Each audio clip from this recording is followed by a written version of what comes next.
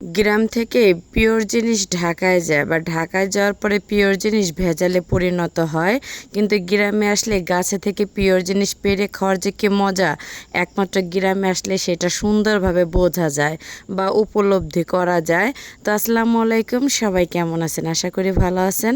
আমি আল্লাহর রহমতে ভালোই আছি, কিন্তু প্রচুর পরিমাণে ঠান্ডা লাগছে। আজকে কয়েকদিন যাবৎ এতটা পরিমাণে গলাটা বসে গেছে ঠান্ডায় যে আমি ভয়েসটা ঠিক মতন দিতে পারি নাই।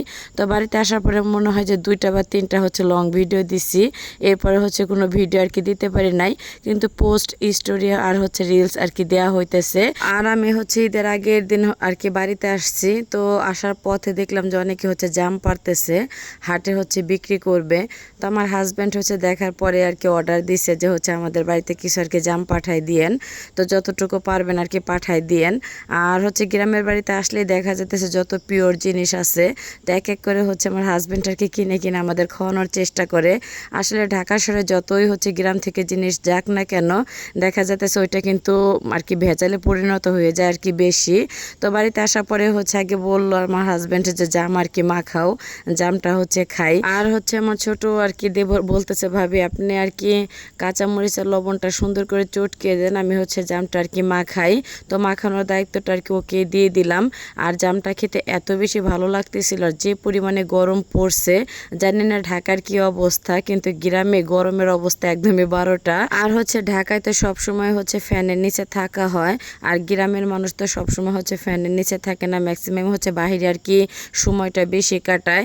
এই জন্য দেখা যেতেছে ঘামটা শরীরে বসে অনেকটা পরিমাণ আমার ঠান্ডা লেগে গেছে। আর আমার দেবর জাম মাখাইতেছে, আমি আমার হাজব্যান্ড আর আমার দেবর তো লবণ চাকতে চাকতে অনেকটা শেষ করে ফেলছি। আসলে তো আর সহ্যই হইতেছিল না, কখন মাখানো শেষ হবে আর খেয়ে নেব সুন্দর করে। আসলে সবাই মিলে কিন্তু যে কোনো একটা জিনিস খাইতে অনেক অনেক বেশি ভালো লাগে। আর আমি কিন্তু অনেক রাত্রে ভয়েস দিতে আসছে, চারপাশে একটুখানি ঝিঝি পোকা বা পাখির আওয়াজ থাকতে পারে, কারণ দিনের ভাগে একটু ভয়েস দিতেই পারি না, চারপাশের অনেকটা পরিমাণে শব্দ থাকে, এর জন্য মূলত। যাই হোক, তো জাম কিন্তু মাখানোর পরে সবাই খাওয়া দাওয়া শুরু করে দিলাম। তো বাড়িতে আমাদের কিন্তু অনেক অনেক সদস্য আছে মাশাআল্লাহ দিলে। তো বাবার বাড়ি শ্বশুর বাড়ি 2 বাড়িতে কিন্তু অনেক অনেক মানুষ। আর যেহেতু অল্প কয়েকদিনের জন্য ছুটিতে গ্রামের বাড়িতে আসা, তো সবার মাঝে থেকে যখন ঢাকায় চলে যায় অনেকটা একা একা লাগে, এতটা খারাপ লাগে। তারপরে কি আর করার, একসময় মেনে নিতে হয় সব কিছু। আর এই তো জাম খাওয়ার পরে ঝোল নিয়ে টানাটানি জামের। আর জামের ঝোল বা আম মাখানোর পরে যে ঝোলটা থাকে, তো এইগুলি খেতে না অনেক অনেক কিন্তু বেশি ভালো লাগে। তো আমরা ঢাকা থেকে বাড়িতে আসবো, তো আমার দু যা ফ্রিজে ওরা আম রেখে দিছে। তো বাড়ির গাছের আম, আর আমগুলি কিন্তু অনেক অনেক বেশি মজা ছিল, একদমই গাছ পাকা আম। ভাবছিলাম যে বাড়িতে গিয়ে হয়তো বা গাছের পাকা আম পাবো না, তো ছোট দুই যা ফ্রিজে রেখে দিছিল আম। আর মেজো যার বড় যা গাছে যতটুকু ছিল পেরে আমার ছেলে মেয়ে আমাকে দিছে।